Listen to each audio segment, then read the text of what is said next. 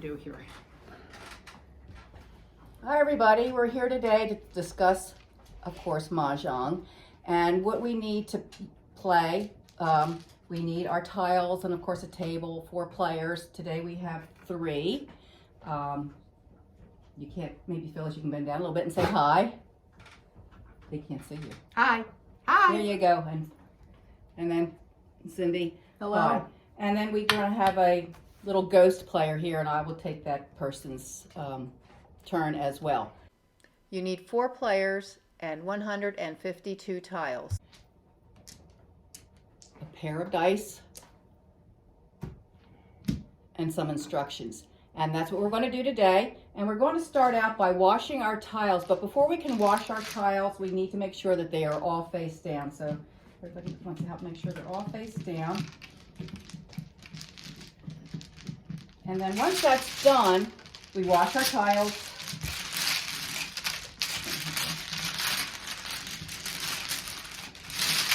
So that they're good and mixed up. The next thing we do, we are going to build our walls. How do we build the walls? We build behind our rack 19 tiles across, 2 high. Okay, so that's what we do first. We build our walls.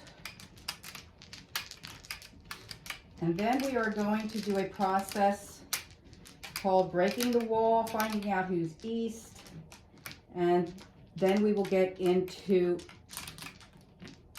pulling our tiles from the wall, and then the Charleston. It's going to get pretty exciting.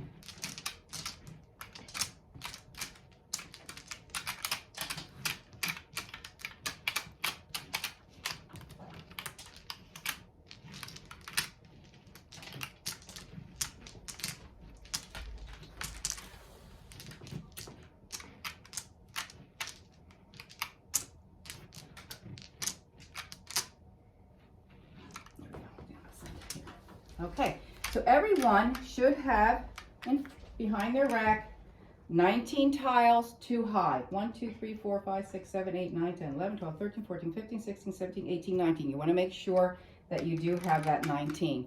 The next thing we do is roll the dice to see who will be east. And we will take a turn to do that. But in this case, for the video, I will be east. And usually when you're playing at someone's house, the hostess is east the first time around.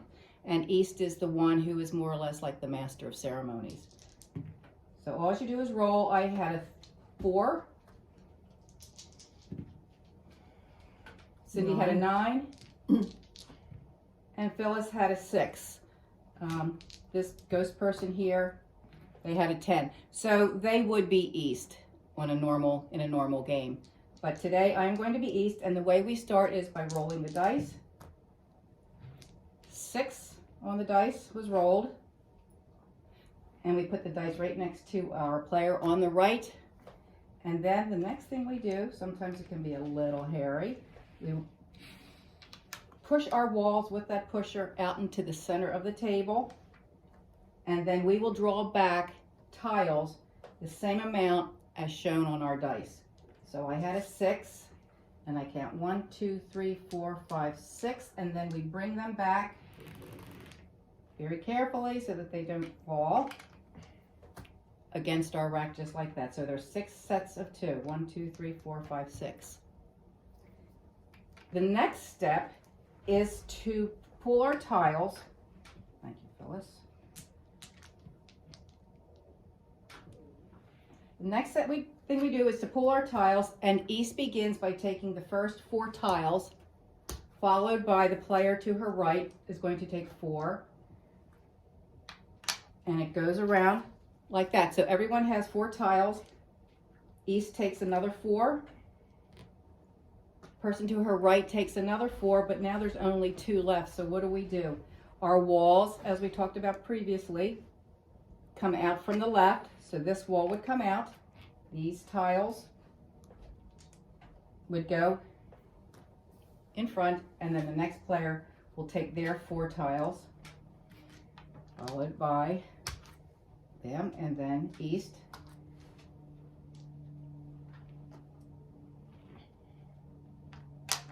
So everyone at this point should have 12 tiles. Next comes East turn. They are going to end up with 14 tiles. So they're going to take the top first tile and the top third tile. So it's 1 and 3. And followed by the right taking the next tile, and finally their 13th tile.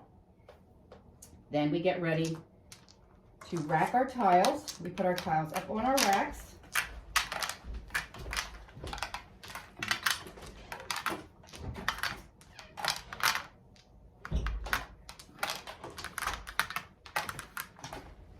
And then after we have put our tiles on our rack, then we begin to sort them out in a manner that we choose our section. We never choose a hand at this point. We choose a section and we try to find out how many tiles are good for any certain or particular section.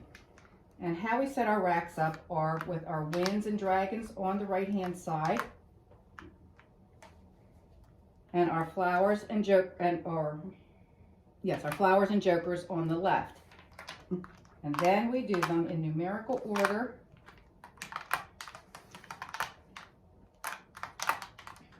according to suit. And that way we can tell what we have going for us. So as you can see here, we have, in my particular hand, I'm lucky to have a joker, and I have a 2 and a 6 bam, a 2, 4, 6, 7, 8, 9 crack, 2 4 dots, a red dragon, and 2 easts. So I have to decide where I might go on this hand, and it really looks like I have 2, 4, 6, 4, 8. I'm going to go for the 2, 4, 6, 8 section because I have more tiles that go with that section than any other section here. I'm going to hold on to my red dragon just in case I can use that, and then these would be my discards. So once your discards are set up, the next thing you do is take 3 tiles and you pass them to the player on your right. This, we are beginning the Charleston. Now in the Charleston, there's lots of steps. We have a right and over, a left, a second left and over, and our last right, and then we have an optional. So right now we're going to do the first right. So you take 3 tiles that you don't want and you pass them to your right. Now in this case, since I have 2 winds, you don't want to pass 2 of the same thing, so you break them up a little bit. Okay, now I also have a 7 and a 9 crack. Not a good idea to pass them either. So let's break them up with the winds because most of the time they do go out. So pass them to your right. You never ever pick up your tiles that are passed to you until you have passed your own tiles. Okay.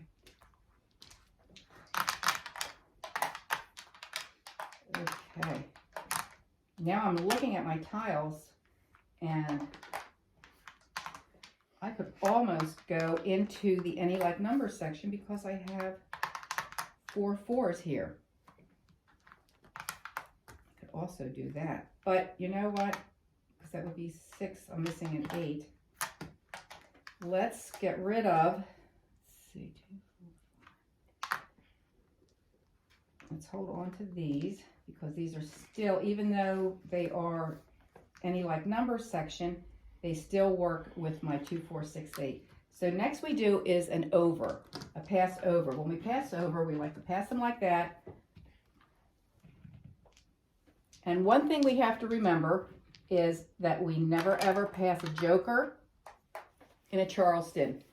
We try not to pass flowers, and we try not to pass dragons as well. Sometimes you have to, but you'll note on your card that there are lots of F's here, which mean flowers, and there's lots of areas here with dragons. So we try to hold on to them if we can.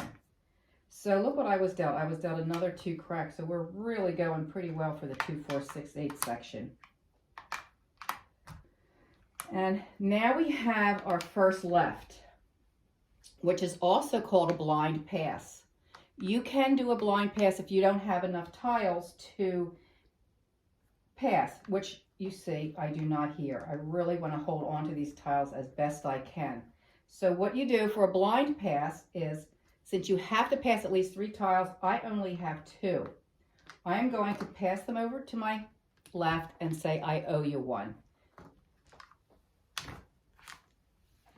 Okay, once I get my tiles, I don't look at them.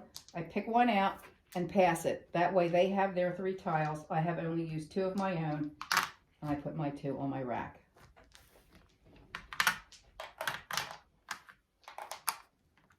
And that ends the first part of the Charleston. At this part of the game, you can also stop the Charleston. And you might want to stop the Charleston if you don't have any tiles at all to pass, or you only might have just 1 discard, or you're completely discombobulated. So what you do, you can pass anywhere from 0, 1, 2, or 3 tiles to the person across from you. And what you do, you just say, I'll start it. Phyllis, I have 2. Sure. Okay, so you pass the 2 tiles. Cindy would talk to this person. This one would say, I have 3. Okay, that's fine. And Cindy says she can pass 3 as well. Okay, so everybody's going to get the tiles, rack them, see what they can use. So once we get done the first Charleston, we can either stop the Charleston with, if you don't have enough tiles to pass, or if you're just not sure how you want to play your hand. But if you have 3 or more tiles that you can pass, try not to stop the Charleston. If we stop the Charleston, we would then do an optional where you pass 1, 2, or 3 tiles, or even 0 tiles. If the opponent across from you can only pass 0, 1, 2, or 3, you do whatever the lowest number is. But we're not going to stop the Charleston right now. We're going to continue with our second left. So you take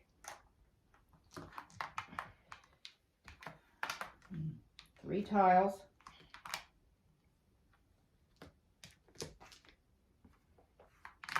that you can't use, and you pass them to your left, and you stack them in a little pyramid.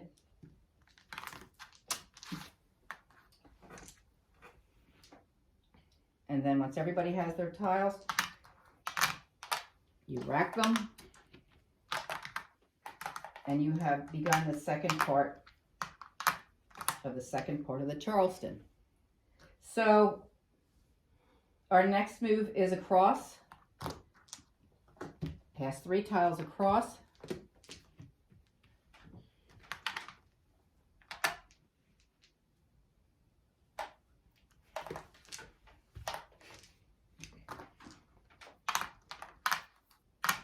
And then 3 tiles to the right. Now, again, this is also a blind pass. So if you don't have the tiles that you think you want to pass, you may take them from the person passing them to your right.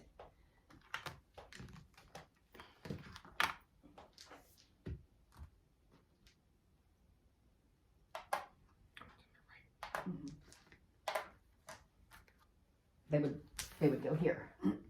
Okay. Take your tiles, you rack them.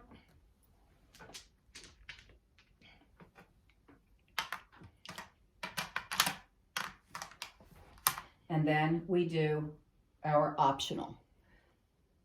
So, yeah. Oh, 3. Cindy has 3. This one has 2. So so Cindy can only pass 2. She can't do the 3 because it goes to the person who has the lower number. Phyllis, I have 2. Me too. Also 2. Okay. I really have nothing with the tiles that have been passed here. So I keep my discards on the end. I keep my other tiles here. And East begins by throwing out their first tile and naming it correctly. east. Next, what will happen is the player on the right would either choose that tile or call that tile or draw from the wall. In this case, we're just going to do one round so we can see how it goes.